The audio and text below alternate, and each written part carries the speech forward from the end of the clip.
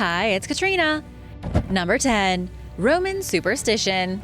There were many bizarre beliefs in ancient Rome, many of them bordering on extreme superstition.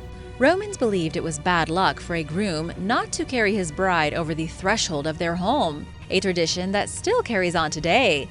But there were a lot weirder superstitions going on in ancient Rome as well. Whenever a magistrate of the city, an elected official, passed across the border at the edge of Rome itself, they had to participate in a brief ceremony in which a priest would tell them whether they would have good or bad luck on their journey. This was mandatory every time the magistrate crossed Rome's invisible border.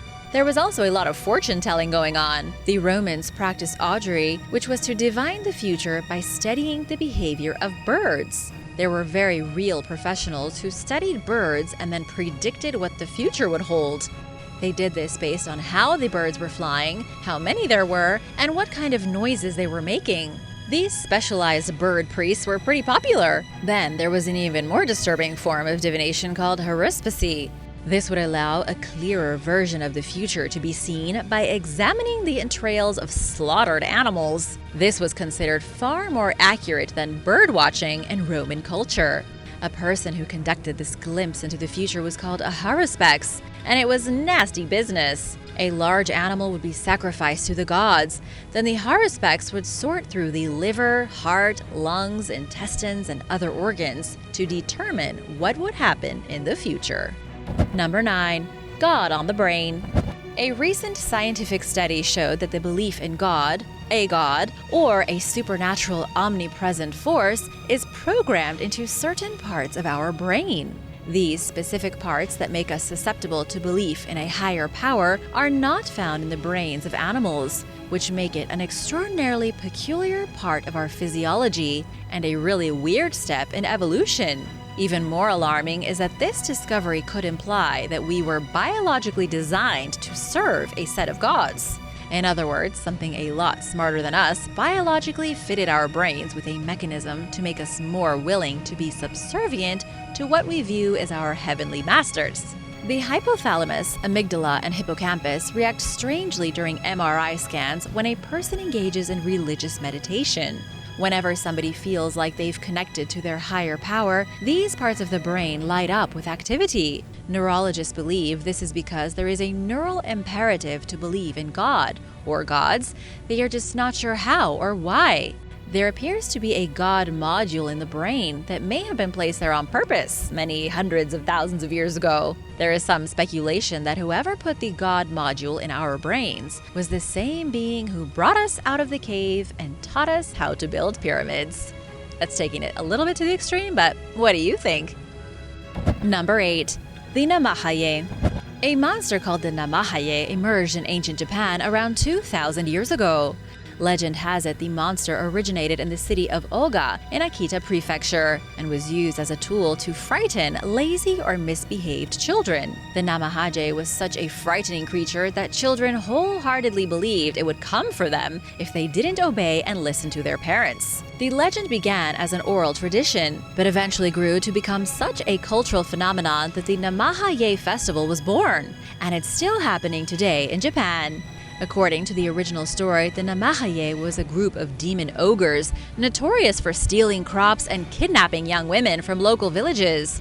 To drive the unwanted demons out of their city, the villagers came up with a plan. They gave the demons a building project and said if they could finish by morning, they could have all the women in the village at once. But before morning came, the villagers forced their roosters to start crowing, thereby tricking the demons into thinking morning had already come. They then left and only returned to kidnap naughty children. What's really strange is the connection between the ogre demons called Namahaye and Santa Claus. The demons are said to go house to house, banging on doors and asking parents if their children have been naughty or lazy. They even carry a book with them in which they write down the names of all the kids in town, marking which ones have been naughty or nice.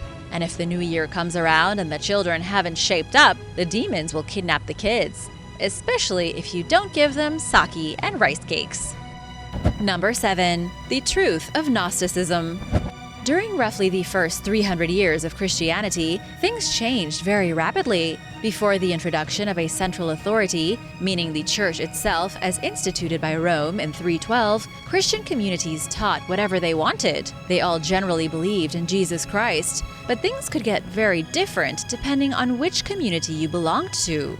It was around the 2nd century AD that Gnostic Christians became a thing. The Gnosticism movement quickly spread, growing alongside what we might consider ordinary Christianity. But as the Gnostics grew more popular and started to push their message, believers of a different school of philosophy rose up to silence them, and thus the Christians and the Gnostic Christians were forever separated.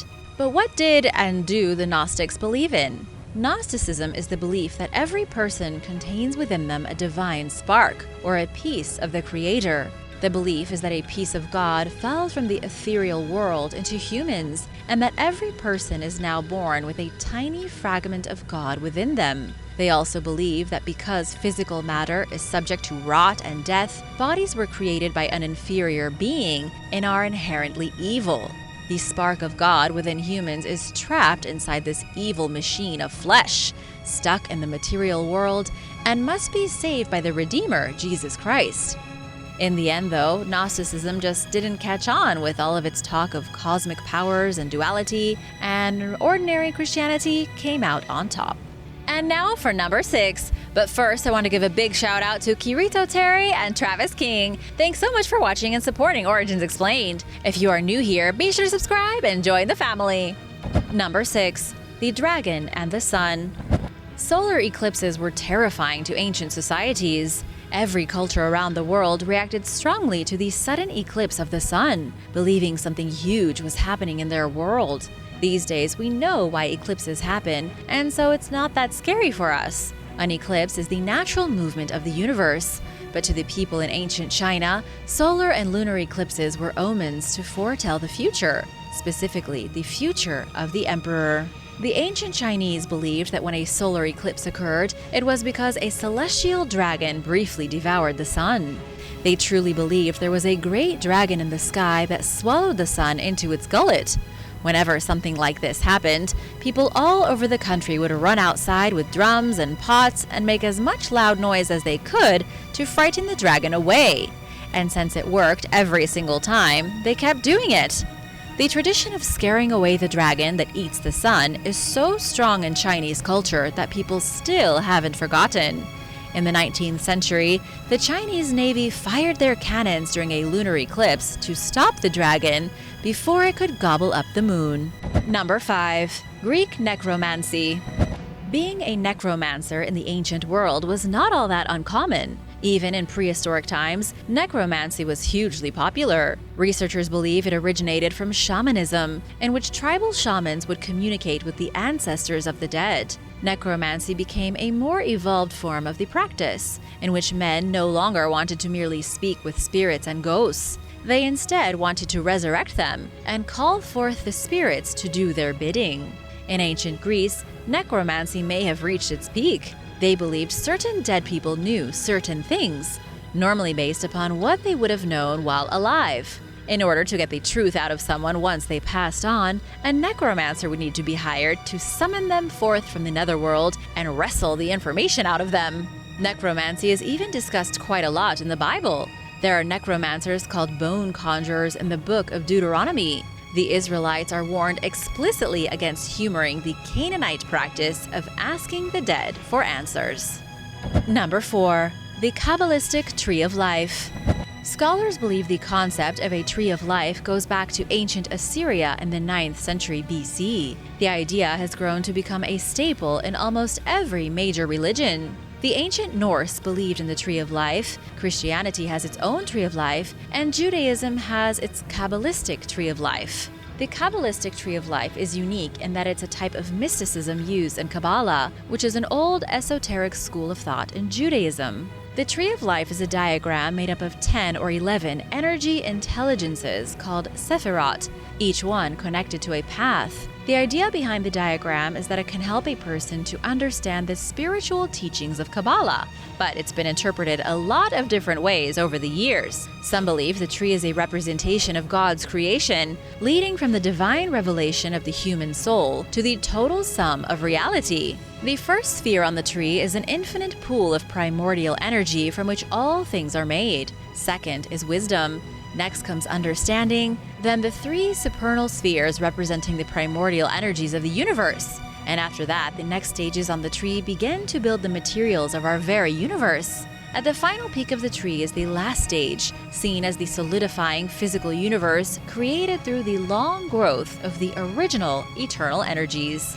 There is also a tree of death. There is something called the Qliphoth in Jewish mysticism, or the evil version of the Sephirot, which comprises the tree of death. The Qliphoth are impure spiritual forces, almost like curses, reflecting the darkness itself. Number 3. Swan Shamanism. One of the oldest fundamental human beliefs in the world is that when a person dies, their soul turns into a swan and journeys from the physical realm into a world beyond. A recent discovery from an ancient cave near Tel Aviv in Israel has dated this belief back an incredible 420,000 years. Archaeologists working at the Qesem cave site uncovered evidence of a swan cult, or swan shamanists, thanks to a single swan wing bone. The bone was found to have clear knife markings on it, indicating the feathers had been removed on purpose, likely for some kind of ritual. What researchers found strange was that only a single swan bone could be found, whereas within the cave there were plenty of other ordinary bird bones. This means most of the birds were being eaten, but the swan had been used for something important.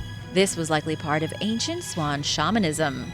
Researchers also found teeth from an extremely close relative of modern humans. They appear to be from a slightly different lineage, not quite anatomically identical to humans now, but very close. This is even more shocking because it shows that even before humans fully evolved, we were practicing cultic activity. Prehistoric hominids were worshipping swans because they believed they carried the souls of the dead into the afterlife. Number 2. The mystery cult of the Kabiroi.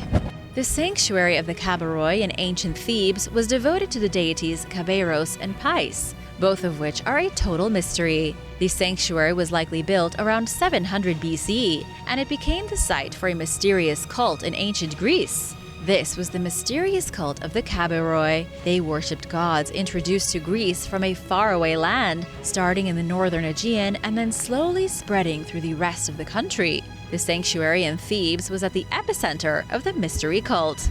We knew almost nothing about the belief system of the sect. We only know that they existed, and we know the names of some of their principal deities. But what the cult of Kabiroi did, what they worshipped, and what their function was are totally unknown. They were active for an estimated 1,100 years, and yet we don't know what exactly they did in all that time. It goes to show just how mysterious some of the ancient Greek religions really were. Within the temple sanctuary itself, archaeologists found a few things that give us clues, but not much. Excavators found a clay tub half buried in the ground, inscribed with the words, "of the husband." The tub also had a hole in its bottom, suggesting it was meant for liquid offerings that would drain into the earth. Number 1. The monsters of Greece. Most people know at least one or two ancient Greek myths, or at least a couple of Greek heroes from the myths. You'd be hard-pressed to find someone who's never heard of Zeus. But just how much did the ancient Greeks really believe in their own mythologies? Did the Greeks truly think Zeus was sitting atop Mount Olympus? Did they really believe Hercules battled a many-headed Hydra? The answer is a little more complicated than you might think. The Greeks truly did believe in their gods. They built monumental temples to them, they offered sacrifices, and made impossible efforts to communicate with them. In ancient Greece, nothing could even get done without first consulting an oracle, who was seen as a kind of middleman between kings and gods.